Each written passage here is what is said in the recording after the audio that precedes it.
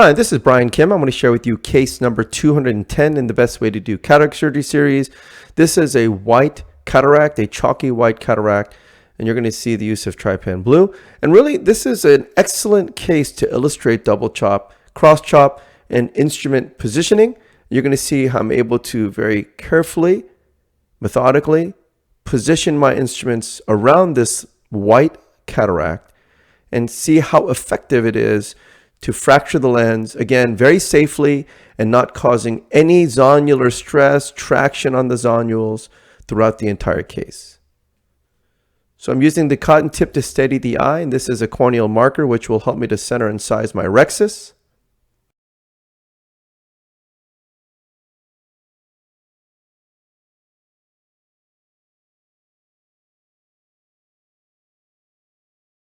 This is my paracentesis incision, first on the right side and then the left side, making sure I'm parallel to iris plane, which creates a nice corneal shelf, which will allow me to achieve a self-sealing incision. This is intracameral epinephrine, and then some intracameral air, and then some Trypan blue. Again, I don't want to aggressively put Trypan blue into the eye. I'm very carefully dabbing the dye as I go.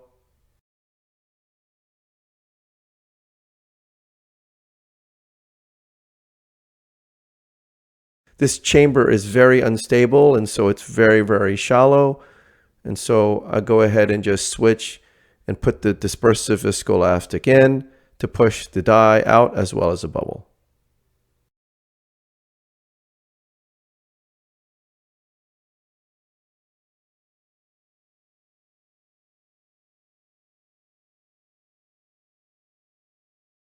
This is the triplanar corneal incision. I make a vertical groove.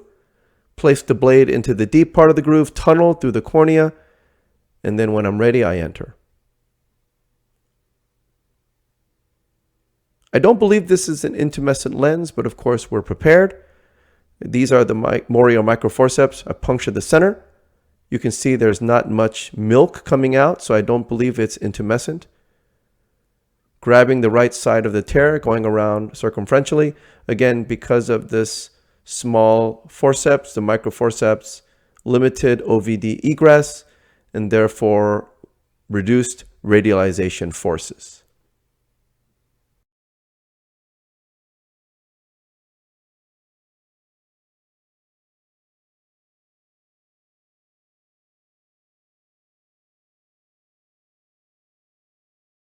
Just going around circumferentially, grabbing and re-grabbing, very careful and controlled rhexis.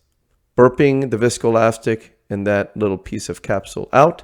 This is the capsule fornix hydrodissection technique. I place a cannula under the rhexis edge contra-incisionally.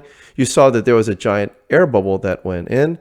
So I go ahead and lift the lens up, take the air bubble out, and then I start to spin the lens. Of course, with these white lenses, they tend to be fairly disassociated from the bag, which means it can spin rather easily without much difficulty.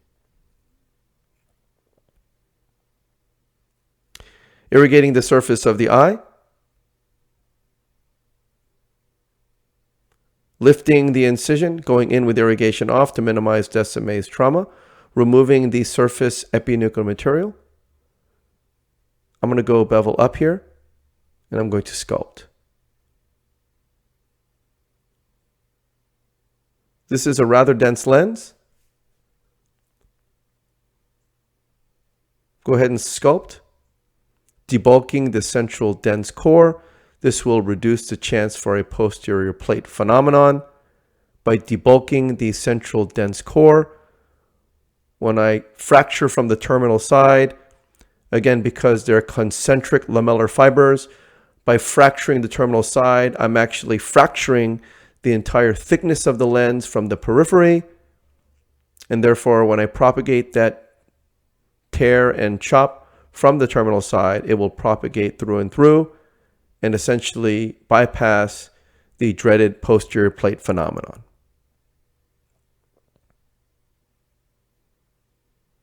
So switching to bevel down again, switching to quadrant mode, again placing the chopper out to periphery, fracturing the lens from the terminal side, and the crack propagates through and through. Placing the chopper around the right heminucleus, hooking the peripheral lens, fracturing the lens completely in half, and that is the cross chop maneuver.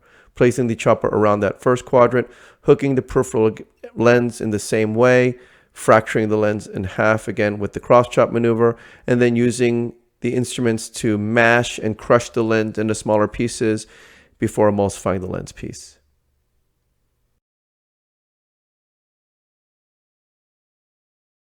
Positioning that second quadrant in front of me, using some vacuum to grab it, and then crushing the lens between the instruments, and then emulsifying the lens pieces.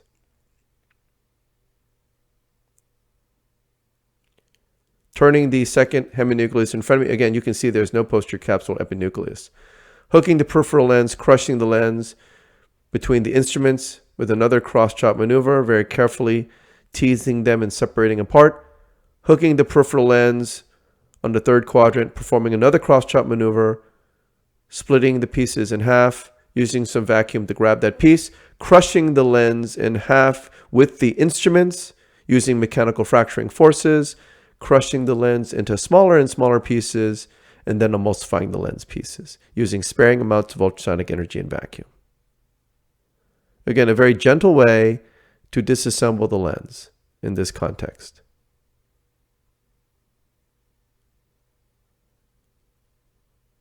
You see those bubbles that are on the surface on the endothelial side. It's trapped in the dispersive viscoelastic that's coating the corneal endothelium. Because I have the bevel down, the vacuum is not removing those bubbles. Therefore, they're not going to remove the viscoelastic that's coating the corneal endothelium, and therefore they're continuing to protect the cornea from damage. And so that's another important point on why my technique is working so well and gives me consistently clear corneas. Again, very carefully and methodically, I'm able to fracture that fourth quadrant into smaller pieces, again, using opposing forces, mechanical fracturing forces, to crush the lens into smaller and smaller pieces. Again, by doing it this way, I'm not using vacuum, and therefore I'm not inadvertently removing viscoelastic that's coating the cornea, and I'm also not using ultrasonic energy, which can damage the corneal endothelial cells as well. And with the bevel down, this is even more the case. Again, crushing the lens into smaller pieces and then emulsifying the lens piece. So I take the chopper out, push BSS in, take the phaco tip out, and I go in with the INA handpiece. I start to remove the cortical material. Again, because this is a white, dense cataract, there's not much epinuchal material, there's not much cortex. And so I'm just very carefully using the polymer tip, looking for any remaining lens material, fine wispy lens material, which invariably is here in this context. Switching to polish mode to more aggressively polish into the capsule fornix. You can see there's quite a bit of fibrosis of the capsular bag in this dense cataract case.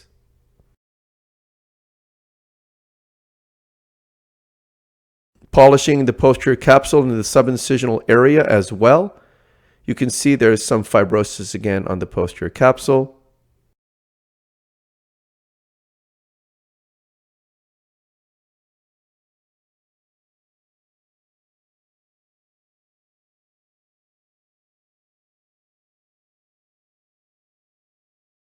Pulsing BSS into the subincisional capsule fornix, and you can see there's a bunch of stuff that starts coming out.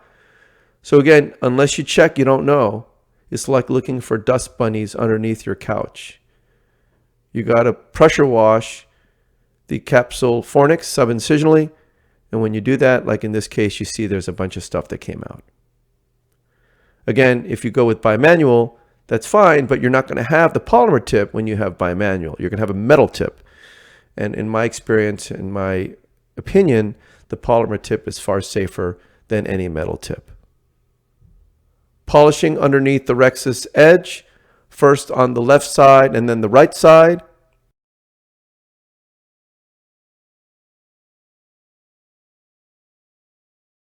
Placing the single piece acrylic lens into the capsular bag.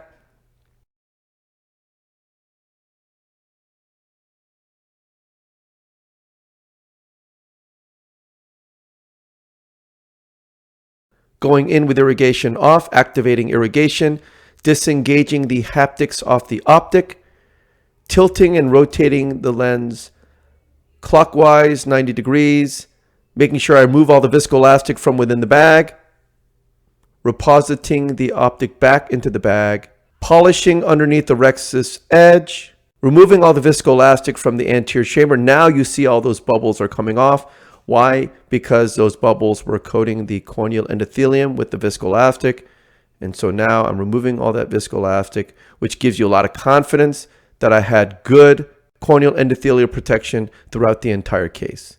Go ahead and hydrate my incisions, and that's the end of the case. So again, this is a white cataract. This is fairly dense. I performed terminal chop, cross chop, mechanical fracturing techniques. By utilizing less ultrasonic energy and vacuum, I'm able to protect the corneal endothelium. Again, because I'm using less vacuum, I'm less likely going to remove the dispersive viscoelastic that's coating the cornea. And also because I am beveled down, all those forces are directed away from the corneal endothelium. And this is why I have clearer corneas post-op day 1.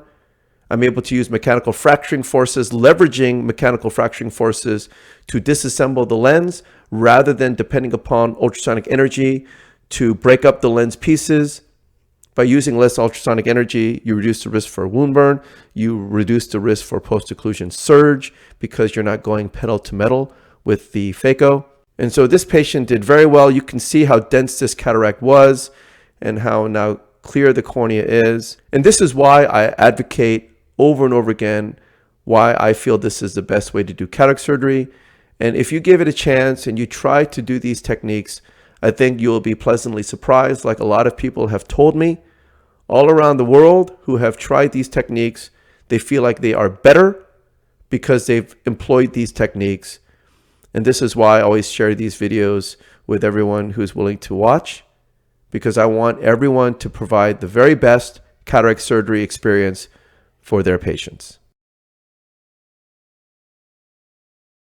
So I hope this was helpful to you, and I thank you for your attention.